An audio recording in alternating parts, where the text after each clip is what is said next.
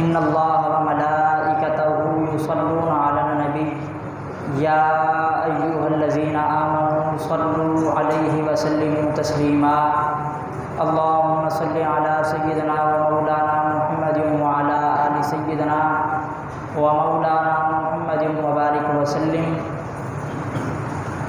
مولاي صل وسلم دائما ابدا على حبيبك خير الخلق كلهم منزه عن شريك في محاسنه فجوهر الحسن فيه غير منقسم۔ اللہ تبارک و تعالی جل جلالہ و عم نوالہ کی حمد و ثنا اور حضور سرور کونین سید الانبیاء امام الانبیاء احمد مجتبی جناب محمد مصطفیٰ صلی اللہ علیہ وسلم کے دربار گوہر بار میں ہدیہ درود و سلام عرض کرنے کے بعد دعا ہے رب کائنات ہم سب کا یہاں مل بیٹھنا اپنی بارگاہ میں قبول و منظور فرمائے۔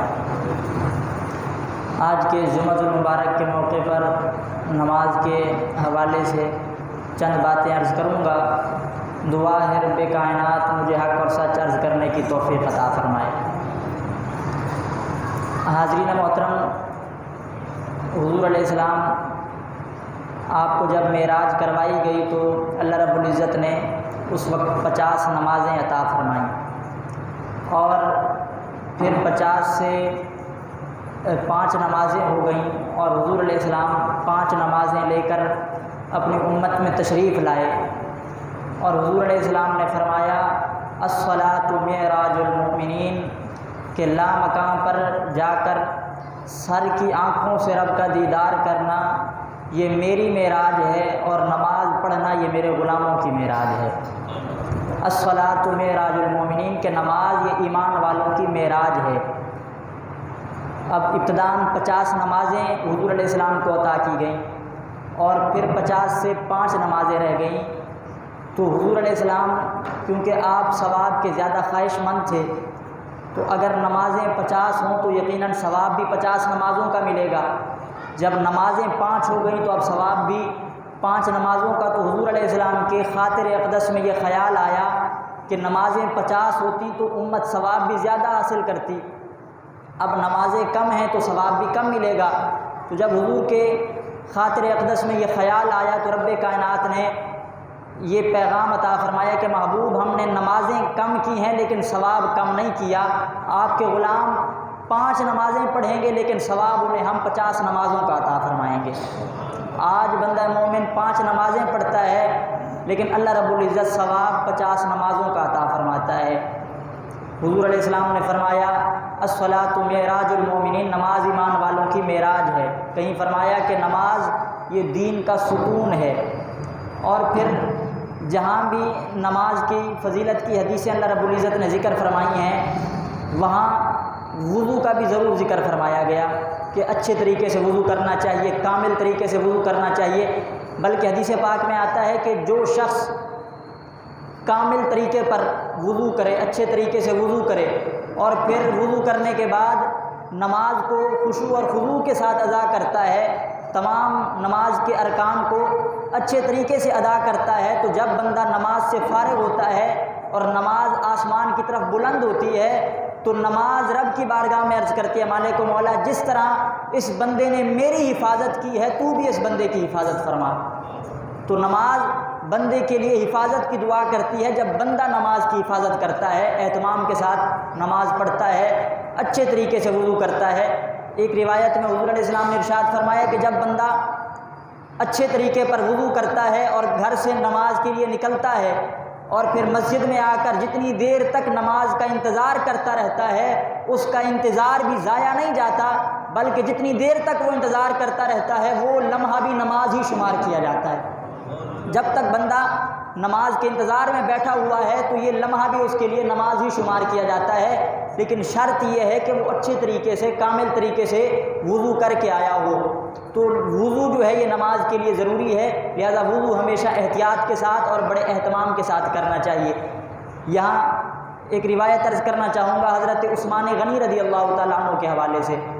حضرت عثمان غنی رضی اللہ تعالیٰ عنہ آپ فرماتے ہیں کہ میں تمہیں وہ وضو کر کے نہ دکھاؤں، وہ وضو کر کے تمہیں نہ بتاؤں جو وضو حضور علیہ السلام کیا کرتے تھے، جس طریقے پر حضور نے وضو کیا تھا، کیا تمہیں وہ طریقہ نہ بتاؤں؟ تو عرض کیا گیا کہ بالکل آپ ہمیں وہ طریقہ بتائیں۔ تو حضرت عثمان غنی نے وضو کر کے دکھایا بڑے اہتمام کے ساتھ، پہلے اپنے چہرے کو دھویا، پھر ہاتھوں کو، اور پھر سر کا مسا، اور پھر پاؤں دھوئے، اور یہ سارا معاملہ کرنے کے بعد آپ نے فرمایا کہ جیسے میں نے تمہیں وضو کر کے دکھایا ہے، حضور علیہ السلام حضور نے بھی ہمیں یہی وضو کرنے کا طریقہ بتایا ہے، حضور بھی ایسے وضو کیا کرتے تھے۔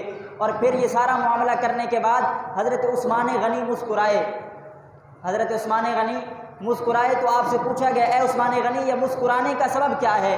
آپ وضو کرنے کے بعد کیوں مسکرائے؟ آپ فرماتے ہیں کہ جب حضور علیہ السلام نے ہمیں وضو کا طریقہ بتایا تھا، تو وضو کا طریقہ بتانے کے بعد اور وضو کر کے دکھانے کے بعد حضور علیہ السلام بھی مسکرائے تھے۔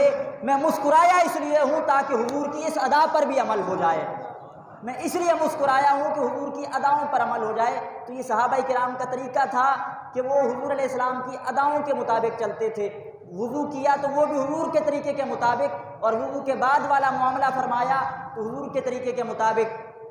اب حضرت عثمان غنی فرماتے ہیں کہ حضور نے وضو کرنے کے بعد ہمیں یہ طریقہ بھی بتایا، حضور مسکرائے، اور پھر حضور نے فرمایا کہ اے صحابہ، جو بندہ ایسے طریقے پر وضو کرتا ہے، جب وہ اپنا چہرہ دھوتا ہے تو اللہ وضو کے پانی کی برکت سے بندے کے چہرے کے گناہوں کو صاف فرما دیتا ہے، جب بندہ ہاتھ دھوتا ہے اللہ ہاتھوں کے گناہ دھو دیتا ہے، صاف فرما دیتا ہے، جب سر کا مسح کرتا ہے تو سر کے گناہ، اور جب پاؤں دھوتا ہے تو پاؤں کے گناہ، الغرض جب بندہ وضو کر کے فارغ ہوتا ہے تو اللہ وضو کی برکت سے بندے کے گناہوں کو بھی مٹا دیتا ہے۔ تو کامل طریقے پر نماز کا وضو کرنا چاہیے، کہ وضو کی بھی بڑی برکتیں ہیں کہ جب بندہ وضو کرتا ہے اللہ وضو کی برکت سے بندے کے گناہوں کو مٹا دیتا ہے۔ اب یہ وضو نماز کی ابتدا میں ضروری ہے، اور یہی ساتھ یہ بات بھی عرض کرنا ضروری سمجھتا ہوں کہ آج ہمارے ہاں نمازوں کا جتنا بھی معاملہ ہے یہ مساجد تک ہی ہے۔ مساجد میں لوگ آتے ہیں نماز پڑھنے کے لیے، تو ہر مسجد میں نماز کے ساتھ اذان کا بھی اہتمام ہوتا ہے، پہلے اذان ہوتی ہے پھر نماز ہوتی ہے۔ تو اذان دینا یہ بھی ایک بہت بڑا منصب ہے، جو اذان دینے والے مؤذن حضرات ہوتے ہیں یہ بھی ایک بہت بڑے منصب پر فائز ہیں، اللہ کی بارگاہ میں ان کی بھی بڑی قدر و قیمت ہے۔ آج بدقسمتی سے ہمارے معاشرے میں جو اذان دینے والا شخص ہو اسے حقارت کی نظر سے دیکھا جاتا ہے، اذان دینے والوں کو کوئی بندہ سمجھتا ہی کچھ نہیں، حالانکہ اللہ رب العزت نے قرآن پاک میں ارشاد فرمایا وَمَنْ أَحْسَنُ قَوْلًا مِّمَّنْ دَعَا إِلَى اللَّهِ، کہ اس سے زیادہ اچھا قول کس کا ہو سکتا ہے کہ جو لوگوں کو اللہ کی طرف بلاتا ہے، اس سے زیادہ اچھا قول کس کا ہے جو لوگوں کو اللہ کی طرف بلاتا ہے۔ مفسرین کرام فرماتے ہیں یہ آیہ کریمہ مؤذنوں کے حق میں نازل ہوئی ہے، کیونکہ جو مؤذن ہوتے ہیں یہ لوگوں کو اللہ کی طرف بلاتے ہیں، بلکہ یہاں تک حدیث پاک میں آیا، اب یہ سنیے گا حدیث پاک اور اندازہ لگائیے گا کہ اذان دینے والوں کی شان کیا ہے۔ حضور علیہ السلام ارشاد فرماتے ہیں کہ جب مؤذن اذان دیتا ہے اور جب وہ اذان کے کلمات پڑھ رہا ہوتا ہے تو جہاں تک مؤذن کی آواز جاتی ہے، جہاں تک مؤذن کی آواز جاتی ہے وہاں تک کی ہر خشک و تر چیز مؤذن کے حق میں دعا کر رہی ہوتی ہے، جہاں تک مؤذن کی آواز جاتی ہے وہاں تک کی ہر خشک و تر مؤذن کے حق میں دعا کرتی ہے۔ ایک روایت میں آتا ہے حضور علیہ السلام ارشاد فرماتے ہیں کہ قیامت کے دن جب میدان معاشر قائم ہوگا، نفسا نفسی کا عالم ہوگا، تو اس وقت کچھ لوگ ایسے ہوں گے جن کی گردنیں سب سے زیادہ بلند ہوں گی، کچھ لوگوں کی گردنیں سب سے زیادہ بلند ہوں گی اور لوگ انہیں کوئی بڑا بادشاہ سمجھ رہے ہوں گے یا کوئی اللہ کا ولی سمجھ رہے ہوں گے، شاید یہ کوئی بڑے مرتبے والے بزرگ ہیں کہ آج ان کی گردنیں بلند ہیں۔ تو وہاں یہ پیغام دیا جائے گا یہ جو تمہیں نظر آ رہے ہیں بلند گردنوں والے یہ اور کوئی نہیں، یہ وہ خوش نصیب ہیں جو دنیا میں اللہ کی رضا کی خاطر اذانیں دیا کرتے تھے، جو اذان دیتے ہیں قیامت کے دن ان کی گردنیں سب سے زیادہ بلند ہوں گی۔ بلکہ ایک اور روایت میں آتا ہے حضور علیہ السلام ارشاد فرماتے ہیں کہ جب تک مؤذن اذان دیتا رہتا ہے، جب تک وہ اذان کے کلمات پڑھتا رہتا ہے اتنی دیر تک اللہ کا دست قدرت مؤذن کے سر پر ہوتا ہے، جب تک اذان مؤذن دیتا رہتا ہے اللہ رب العزت کا دست قدرت اس کے سر پر رہتا ہے۔ تو اذان دینے والوں کی بھی بڑی شان ہے۔ اور پھر نماز پڑھنا یہ تو ہر مومن پر فرض ہے، اور جب نماز پڑھی جائے تو نماز کے ہر معاملے کا بھی اہتمام کیا جائے، اچھے طریقے سے نماز پڑھی جائے۔ حضور علیہ السلام نے ارشاد فرمایا کہ اے ابو ہریرہ، اب یہ بات آپ غور سے سنیے گا، آپ جانتے ہیں کہ آج ہم دیکھتے ہیں کہ لوگ اکثر وظیفے پوچھتے ہیں کہ بتائیں جی کوئی ایسا وظیفہ بتائیں جس سے رزق میں برکت پیدا ہو جائے، یہ جو بھی کاروبار کی بندشیں ہیں دور ہو جائیں۔ تو آج میں آپ لوگوں کو وظیفہ بتاتا ہوں، یہ وہ وظیفہ ہے جو حضور نے حضرت ابو ہریرہ کو بتایا تھا کہ اگر چاہتے ہو کہ رزق کی تنگیاں دور ہو جائیں، رزق میں کشادگی پیدا ہو جائے تو کیا کرو؟ حضور نے فرمایا اے ابو ہریرہ، اپنے گھر والوں کو نماز کا حکم دو۔ اے ابو ہریرہ، اپنے گھر والوں کو نماز کا حکم دو، اللہ تعالیٰ تمہیں وہاں سے روزی عطا فرمائے گا جہاں تمہارا گمان بھی نہیں ہوگا۔ تم اپنے گھر والوں کو نماز کا حکم دینا شروع کر دو، اللہ تعالیٰ تمہارے رزق کے معاملات حل فرما دے گا۔ تو خود بھی بندے کو نماز پڑھنی چاہیے، ساتھ گھر والوں کو بھی حکم دینا چاہیے۔ آج ہمارے معاملات آپ کے سامنے ہیں کہ اگر کسی کو آپ شادی کی دعوت دے دیں، گھر میں ایک کارڈ بھیج دیں تو بندہ خود بھی آتا ہے، ساتھ میں بھائی کو بھی لے آئے گا، چند بیٹوں کو بھی ساتھ لے آتا ہے۔ الغرض ایک کارڈ ایک بندے کو دعوت دی جائے تو 10 بندوں کو ساتھ لے آتے ہیں۔ لیکن مسجد کا معاملہ یہ ہے کہ یہاں اگر کسی کو گھر جا کر بھی کہا جائے کہ آپ آ جائیں تو لوگ آنے کو تیار نہیں ہوتے۔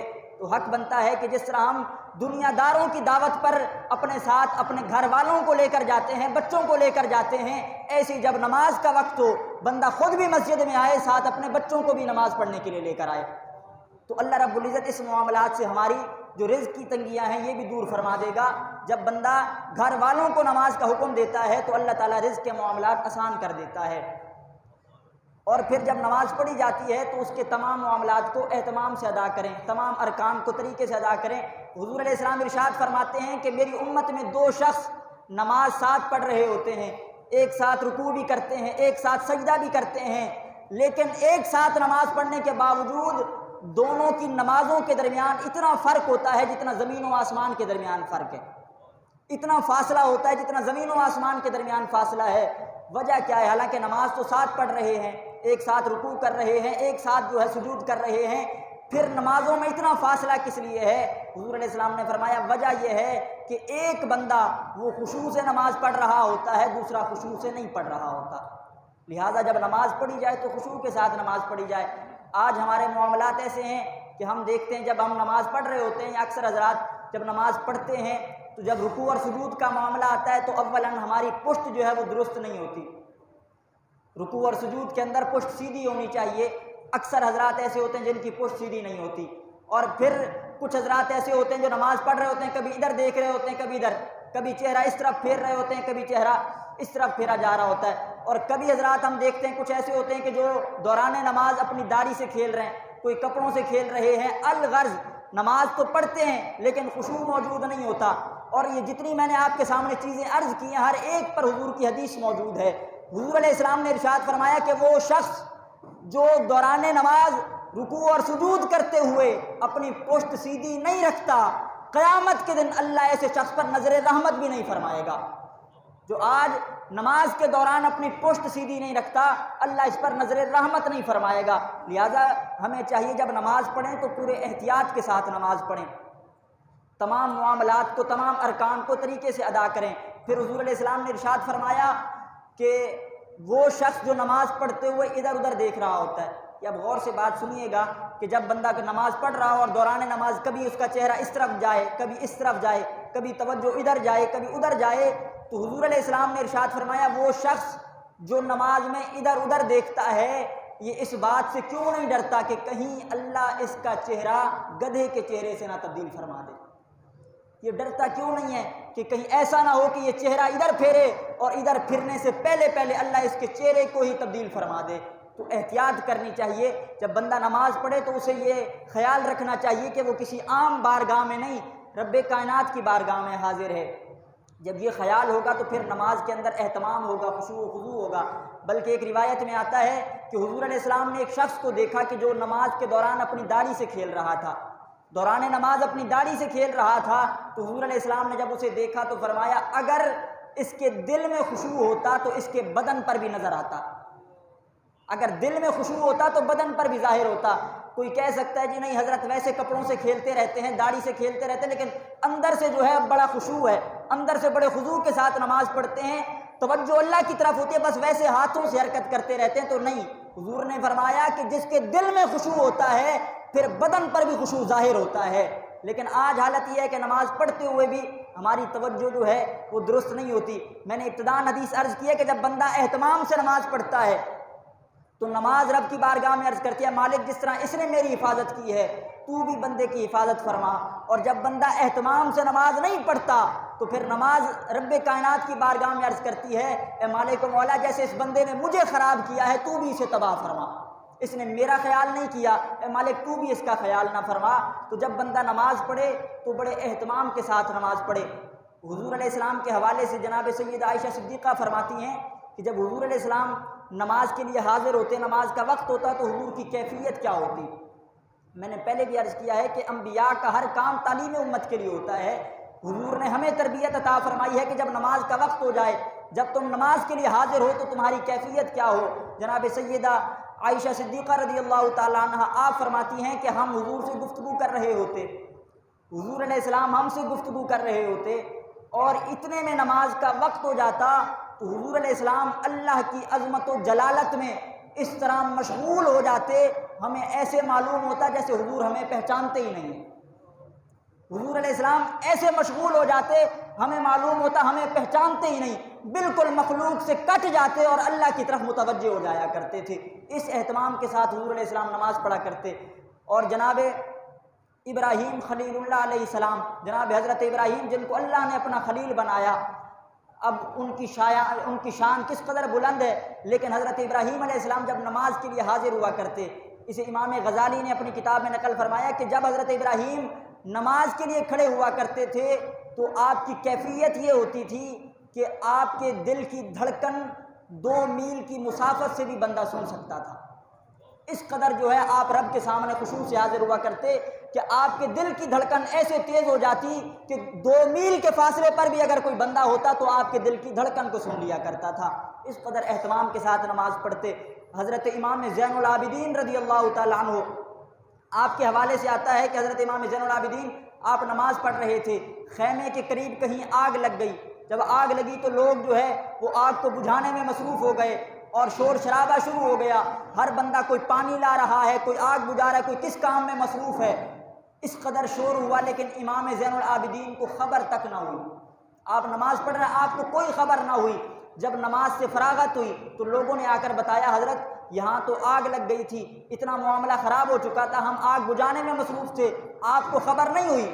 تو اب جواب سنیے گا امام زین العابدین کیا فرماتے ہیں۔ آپ نے فرمایا تم دنیا کی آگ بجھا رہے تھے اور میں قیامت کی آگ کو بجھا رہا تھا، تم یہ آگ بجھانے میں مصروف تھے اور میں آخرت کی آگ بجھانے میں مصروف تھا۔ اس قدر جو ہے نماز بندہ پڑھے تو پھر خشوع اور خضوع کے ساتھ پڑھے کہ ساری توجہ اس کی اللہ تعالیٰ کی جانب ہو۔ اس کے علاوہ متعدد واقعات ملتے ہیں کہ صحابہ کرام کس قدر خشوع سے نماز پڑھا کرتے۔ حضرت علی المرتضیٰ رضی اللہ تعالیٰ عنہ آپ کے حوالے سے آتا ہے کہ جب آپ نماز کا ارادہ کرتے تو بدن پر کپ کپی طاری ہو جاتی، بدن پر لرزہ طاری ہو جاتا۔ پوچھا گیا اے علی المرتضیٰ یہ بدن پر کپ کپی طاری کیوں ہو جاتی ہے، یہ لرزہ طاری کیوں ہو جاتا ہے؟ آپ فرماتے ہیں یہ کپ کپی اس لیے طاری ہو جاتی ہے کہ میں رب کائنات کی بارگاہ میں حاضر ہو رہا ہوں، کہ رب کائنات کی بارگاہ اس قدر عظمت و جلالت والی ہے کہ وہاں کھڑے ہونے سے پہلے میرے بدن پر کپ کپی طاری ہو جاتی ہے۔ جب بندہ اس خشوع کے ساتھ نماز پڑھتا ہے تو پھر برکتیں حاصل ہوتی ہیں، جب اس خشوع کے ساتھ بندہ نماز کا اہتمام کرتا ہے تو پھر برکتیں حاصل ہوتی ہیں۔ حضور علیہ السلام ارشاد فرماتے ہیں زیادہ نمازوں کی بات بھی نہیں، حضور نے فقط 2 رکعت نماز نفل کی بات فرمائی۔ حضور نے فرمایا اگر کوئی بندہ 2 رکعت نماز نفل پڑھے اس حال میں کہ دوران نماز اپنے دل سے بھی بات نہ کر رہا ہو، بدن بھی اس کے کوئی عضو جو ہے حرکت نہ کر رہا ہو، بالکل نماز پابندی سے پڑھ رہا ہو لیکن اپنے دل سے بھی بات نہ کر رہا ہو، ساری توجہ اللہ کی طرف ہو، تو حضور فرماتے ہیں جس بندے نے 2 رکعت نماز نفل اس حال میں پڑھی کہ اس کی ساری توجہ اللہ کی طرف تھی، اپنے دل سے بھی باتیں نہیں کر رہا تھا، تو ان 2 رکعتوں کی وجہ سے اللہ بندے کے پچھلے سارے گناہ معاف فرما دیتا ہے۔ صرف بندہ 2 رکعت نماز اگر اس طرح پڑھے اہتمام کے ساتھ کہ ساری توجہ اللہ کی طرف ہو تو 2 رکعتیں بھی بندے کے گناہوں کا کفارہ ثابت ہوتی ہیں۔ تو جب بھی بندہ نماز پڑھے اہتمام کے ساتھ نماز پڑھے، اور جب بندہ اس اہتمام سے نماز پڑھتا ہے تو پھر نماز کا اثر ظاہر ہوتا ہے، اور وہ کیا اثر ہے؟ اللہ فرماتا ہے ان الصلاۃ تنہا عن الفحشاء والمنکر، کہ نماز یہ بے حیائی سے بھی روکتی ہے، برائی سے بھی روکتی ہے۔ آج لوگ نماز تو پڑھتے ہیں لیکن نماز پڑھنے کے بعد پھر وہی ہے، کوئی بے حیائی میں مصروف ہے تو کوئی برائی میں مصروف ہے۔ اس کا سارا معاملہ یہ ہے کہ نماز تو پڑھتے ہیں لیکن نماز کو خشوع اور خضوع کے ساتھ نہیں پڑھتے، اہتمام کے ساتھ نہیں پڑھتے۔ جب ہم نماز کو پورے اہتمام کے ساتھ پڑھیں گے تو اللہ رب العزت نماز کی برکت سے ہماری ساری برائیوں کو دور فرما دے گا۔ میں آپ کے سامنے ایک یہاں بات عرض کرنا چاہوں گا کہ حضرت فاروق اعظم رضی اللہ تعالیٰ عنہ، آپ کا زمانہ ہے، ابھی عورتیں اس وقت مسجدوں میں آیا کرتی تھیں، عورتوں کے آنے پر پابندی نہیں لگائی گئی تھی۔ تو ایک عورت مسجد سے نماز پڑھ کر جانے لگی تو گلی میں ایک نوجوان موجود تھا، اس نے عورت سے خواہش کا اظہار کیا کہ میں تجھے حاصل کرنا چاہتا ہوں، تجھ سے محبت کرتا ہوں، تیرے ایک اشارے پر جان قربان کرنے کو تیار ہوں۔ تو اس عورت نے کہا اگر مجھے حاصل کرنا چاہتا ہے تو میری ایک شرط ہے، وہ شرط تو پوری کر، میں تجھے مل جاؤں گی۔ اب اس شخص نے پوچھا کہ تیری کیا شرط ہے؟ میں شرط پوری کرنے کو تیار ہوں۔ تو اب اس عورت نے کہا، اب ذرا دیکھیں اس زمانے کی تربیت میں اور آج کی تربیت میں، کہا کہ تیری کیا شرط ہے میں پوری کرنا چاہتا ہوں؟ تو اس عورت نے کہا میری شرط یہ ہے اگر مجھے حاصل کرنا چاہتا ہے تو 40 دن عمر کے پیچھے نمازیں پڑھ، 40 دن حضرت عمر کے پیچھے نماز پڑھ، کیونکہ وہ جانتی تھی جو 40 دن نماز پڑھتا ہے اور خشوع کے ساتھ پڑھتا ہے پھر اللہ اس کی کیفیات کو بدل دیتا ہے۔ حضور علیہ السلام نے حدیث میں باقاعدہ ارشاد فرمایا، حضور فرماتے ہیں جس بندے نے 40 دن نماز پڑھی جماعت کے ساتھ، تکبیر اولیٰ کے ساتھ، جو 40 دن اس عادت کے ساتھ نماز پڑھ لیتا ہے تو اللہ رب العزت اس کے بارے میں لکھ دیتا ہے کہ یہ بندہ منافقت سے بھی آزاد ہے اور یہ بندہ جہنم سے بھی آزاد ہے۔ کیونکہ 40 دن کا عمل ایسا ہے، 40 دن کا تسلسل ایسا ہے کہ اللہ رب العزت 40 دن کے تسلسل کی وجہ سے بندے کی عادت ایسی پختہ کر دیتا ہے کہ پھر اللہ رب العزت نماز پڑھنے کی برکت سے ساری برائیاں دور فرما دیتا ہے۔ تو اب اس عورت نے کہا کہ اگر مجھے حاصل کرنا چاہتے ہو تو پھر 40 دن حضرت عمر کے پیچھے نمازیں پڑھو۔ اس نے کہا ٹھیک ہے میں 40 دن عمر کے پیچھے نمازیں پڑھوں گا۔ اب وہ نوجوان اس عورت کے بتائے ہوئے معاملے کے مطابق حضرت عمر کے پیچھے نمازیں پڑھنے لگ گیا۔ ایک دن گزرا، دوسرا دن گزرا، اب 40 دن پورے ہو گئے۔ اب وہی گلی ہے، وہی عورت کھڑی ہے، لیکن اب وہ نوجوان اپنی نگاہیں جھکا کے چل رہا ہے۔ اب 40 دن کے بعد اثر یہ ہوا اب نگاہیں جھکی ہیں۔ اب عورت نے کہا اب مجھے حاصل نہیں کرنا چاہتا، میں تو وعدے کے مطابق حاضر ہو گئی ہوں۔ اس نے کہا مجھے تیری ضرورت نہیں، عمر نے دل کا تار رب سے جوڑ دیا ہے۔ اب عمر نے دل کا تار رب سے جوڑ دیا ہے کہ جب بندہ اہتمام کے ساتھ نمازیں پڑھے اور پھر امام اگر اہتمام کے ساتھ نمازیں پڑھا رہا ہو تو اللہ یہ برکت پیدا کرتا ہے کہ جو نماز پڑھنے آ جائے اللہ نماز پڑھنے کی برکت سے دل کی کیفیات کو تبدیل فرما دیتا ہے۔ تو اہتمام کے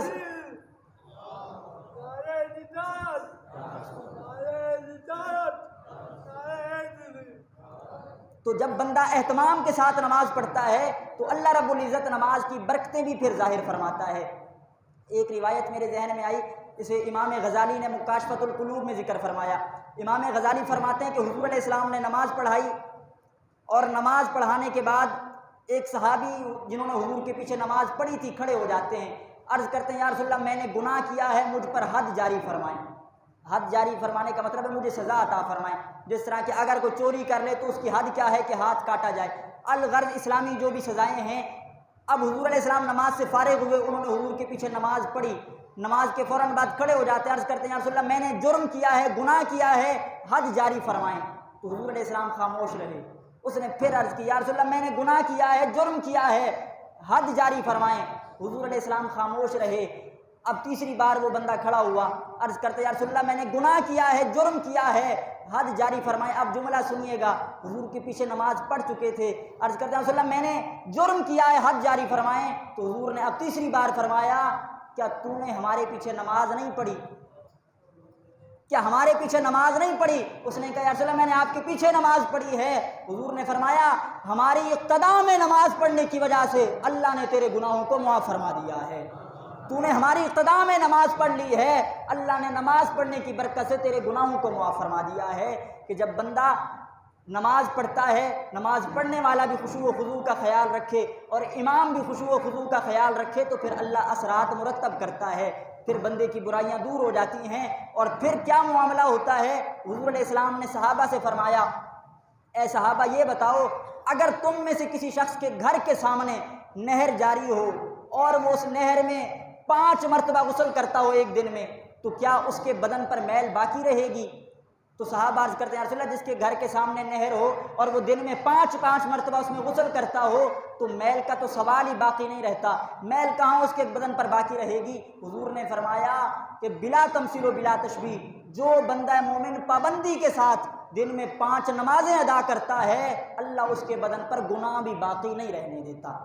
جب بندہ اہتمام سے نمازیں پڑھتا ہے تو اللہ نماز کی برکت سے بندے کے گناہوں کو بھی معاف فرماتا ہے۔ لہذا جب بھی نماز پڑھی جائے اہتمام کے ساتھ نماز پڑھی جائے، جس طرح کہ میں نے آپ کے سامنے متعدد روایات عرض کی ہیں، جس قدر ہم اہتمام کے ساتھ نمازیں پڑھیں گے اللہ رب العزت اس قدر ہم پر جو ہے نماز کے اثرات کو مرتب کرے گا۔ اور حاضرین محترم، آپ جانتے ہیں کہ آج کی رات بڑی بابرکت رات ہے اور نصف شعبان یعنی 15 شعبان المعظم کی رات ہے، اور اس رات کی برکتیں یقیناً کسی پر مخفی نہیں ہیں۔ اس رات کی برکت کے حوالے سے حضور علیہ السلام نے ارشاد فرمایا کہ یہ وہ بابرکت رات ہے کہ اس رات میں اللہ رب العزت بنی کلب کی بکریوں کے بالوں سے بھی زیادہ لوگوں کی مغفرت فرماتا ہے۔ عرب کے اندر ایک قبیلہ تھا جس کا نام تھا بنی کلب، اور یہ قبیلہ بکریوں میں بڑا مشہور تھا، کثرت سے ان کے پاس بکریاں تھیں۔ اب ایک طرف بکریوں کی کثرت اور پھر بکریوں پر بالوں کی کثرت، حضور نے فرمایا کہ بنی کلب کی بکریوں پر اتنے بال نہیں ہیں جتنے گناہ گاروں کی اللہ اس رات میں مغفرت فرما دیتا ہے۔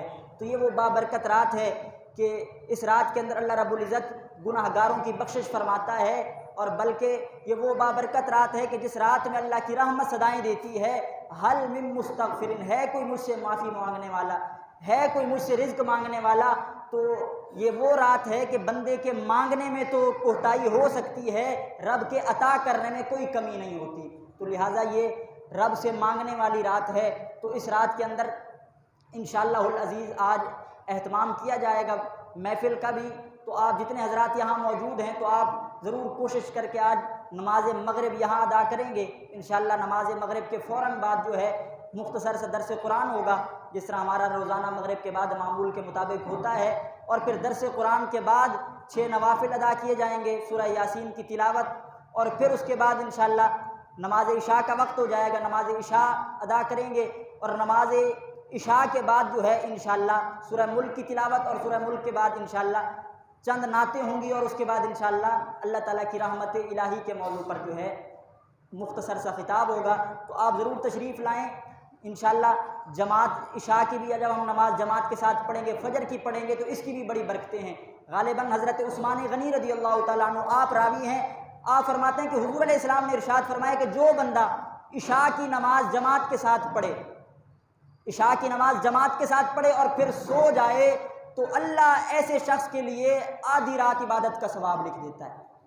عشاء پڑھ کے سو گیا لیکن پڑھی جماعت کے ساتھ تھی، تو اللہ آدھی رات عبادت کرنے کا ثواب لکھ دیتا ہے۔ اور پھر فرمایا اگر وہ بندہ پھر صبح کو اٹھے اور فجر کی نماز جماعت کے ساتھ پڑھے تو اللہ اس کے حق میں پوری رات عبادت کرنے کا ثواب لکھ دیتا ہے۔ تو انشاءاللہ نماز بھی پڑھیں گے اور پھر اس کے درمیان ذکر الہی بھی ہوگا انشاءاللہ، اور ساتھ میں نعتیں پڑھی جائیں گی، خطاب ہوگا، تو آپ ضرور تشریف لائیے گا، کیونکہ یہ بڑی برکتوں والی رات، اور جب ہم زیادہ تعداد میں جمع ہوں گے تو جمع ہونے کی برکت یہ ہوتی ہے کہ جب اتنے لوگ جمع ہو جاتے ہیں تو کسی ایک کی برکت سے اللہ سب کا کام بنا دیتا ہے۔ کوئی ایک نیک ہوگا تو اللہ اس کی برکت سے سب کے گناہوں کو معاف فرما دے گا۔ میں نے پہلے بھی شاید کبھی یہ حکایت عرض کی تھی، آج پھر آپ کے سامنے یہ حکایت عرض کرنا چاہوں گا کہ ایک بزرگ کے حوالے سے آتا ہے کہ وہ بڑے نیک تھے۔ اب یہ غور سے سنیے گا سارے حضرات کہ ایک بزرگ کے بارے میں آتا ہے وہ بڑے نیک تھے اور مہمان نواز بھی تھے۔ جب کوئی ان کے پاس مہمان آتا تو بڑی خدمت کرتے اور خدمت میں بھی بہت مبالغہ کرتے، حتیٰ کہ اگر پیسے نہیں ہوا کرتے تھے تو ادھار لے کر بھی مہمان کی خدمت کرتے تھے۔ اب ان کا وقت وصال آیا تو سارے جو بھی قرض لینے والے تھے وہ پہنچے، حضرت آپ کا تو وصال ہونے والا ہے، ہمارے پیسوں کا کیا ہوگا؟ تو آپ نے فرمایا تم یہاں بیٹھ جاؤ، جیسے کوئی خلیفہ کوئی مرید آئے گا کچھ نذرانہ پیش کرے گا تمہیں قرض دے دیا جائے گا۔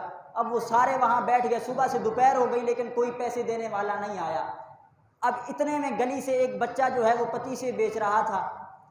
اب وہ بزرگ اگرچہ اس وقت بستر علالت پر موجود تھے لوگ قرضہ لینے آئے ہوئے تھے، لیکن کیونکہ مہمان نواز تھے تو خیال آیا کہ ساری زندگی مہمان نوازی کی ہے، اب اگرچہ قرض لینے آئے ہیں تو میرے مہمان، تو خلیفے کو حکم دیا جاؤ اس بچے کو لے کر آؤ، جو کچھ بھی ہے ہمارے مہمانوں کو پیش کر دے، جو کچھ بھی ہمارے مہمانوں کو پیش کرے۔ اب وہ بچہ آیا، جتنے پتیسے تھے اس نے سارے مہمانوں کو پیش کر دیے، اور بچہ خوش ہو گیا کہ اگر یہاں نہ بکتے تو پورا دن گلی میں چکر لگاتا رہتا، اور شام کو نہ جانے بکتے کہ نہیں بکتے، سارے ایک ساتھ بک گئے تو اچھا ہو گیا۔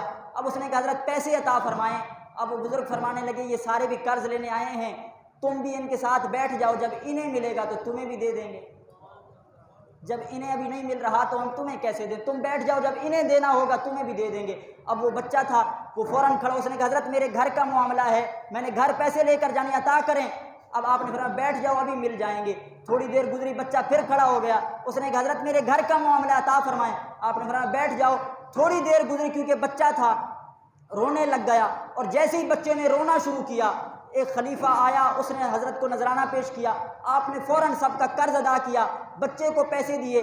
جیسے سارے جانے لگے تو ایک بندہ رک گیا، اس نے کہا حضرت بیٹھے ہوئے ہم سارے صبح سے تھے، صبح سے دوپہر ہو گئی لیکن کوئی پیسے دینے نہیں آیا، سب مانگنے والے تھے لیکن دینے والا کوئی نہیں آیا۔ اب میری بات سمجھیے گا، آپ جس بات کی طرف لے جانا چاہتا ہوں، حضرت ہم صبح سے یہاں موجود تھے، سارے مانگنے والے تھے لیکن کوئی دینے والا نہیں آیا، یہ اچانک دینے والا کیسے آ گیا؟ صبح سے ابھی تک نہیں آیا تھا، یہ اچانک آیا تو کیسے آیا؟ آپ نے فرمایا تم سب مانگنے والے ضرور تھے، تم سب مانگنے والے ضرور تھے، مگر تم میں رونے والا کوئی نہیں تھا۔ تم مانگنے والے تھے مگر کوئی رونے والا نہیں تھا۔ ایک رونے والا آیا، اللہ نے اس کے صدقے سب کا کام بنا دیا ہے، بلا تمثیل و بلا تشبیہ۔ جب یہاں سارے جمع ہوں گے، سب دعائیں کریں گے، اگر ایک کوئی اللہ کا نیک ایسا ہوا جس کی آنکھ سے آنسو کا ایک قطرہ جاری ہو گیا، عظمت رب کعبہ کی قسم، اللہ اس ایک کے آنسوؤں کا صدقہ ہم تمام کی بخشش فرما دے گا۔ تو سارے حضرات آپ ضرور تشریف لائیے گا۔ آج رات انشاءاللہ نماز مغرب آپ سب نے یہاں ادا کرنی ہے، اور انشاءاللہ نماز مغرب کے بعد پھر یہ سلسلہ شروع ہوگا۔ اور آخر میں ایک بات اور عرض کرنا چاہوں گا، حضرت انس بن مالک رضی اللہ تعالیٰ عنہ آپ سے مروی ہے، آپ فرماتے ہیں حضور علیہ السلام نے ارشاد فرمایا کہ جو شخص مسجد میں ایک چراغ روشن کرتا ہے، جو شخص مسجد میں ایک چراغ روشن کرتا ہے، جب تک وہ چراغ روشن رہتا ہے، جب تک مسجد میں روشنی رہتی ہے، عام فرشتے اور عرش الہی کو اٹھانے والے خاص فرشتے اس وقت تک بندے کے حق میں دعا کرتے رہتے ہیں۔ تو جب بندہ مسجد کے حق اگر معاملے میں تھوڑی سی بھی معاونت کر دیتا ہے تو اللہ رب العزت اس چیز کو صدقہ جاریہ بنا دیتا ہے۔ جب تک چراغ روشن رہتا ہے ثواب بندے کو ملتا رہتا ہے۔ آپ جانتے ہیں ابھی پچھلے ہفتے تقریباً پانی کا مسئلہ رہا، اور ابھی تک بھی پانی کا مسئلہ ہے، تو جس کی وجہ سے ابھی مسجد میں بورنگ کرانے کا ارادہ ہے۔ تو آپ سب حضرات سے گزارش ہے آپ زیادہ سے زیادہ اس چیز میں تعاون کریں، کیونکہ اللہ نے چاہا جب تک یہ بورنگ باقی رہے گا، جب تک پانی آتا رہے گا، لوگ نماز کے لیے وضو کرتے رہیں گے، جو بھی اس کے اندر معاونت کرے گا اللہ رب العزت اسے بھی ثواب عطا فرماتا رہے گا۔ تو آپ بڑھ چڑھ کر مسجد کے ساتھ تعاون فرمائیں۔ دعا ہے رب کائنات کی بارگاہ میں جو کچھ میں نے عرض کیا مالک اسے اپنی بارگاہ میں قبول و منظور فرمائے۔ وآخر دعوایا ان الحمد للہ رب العالمین۔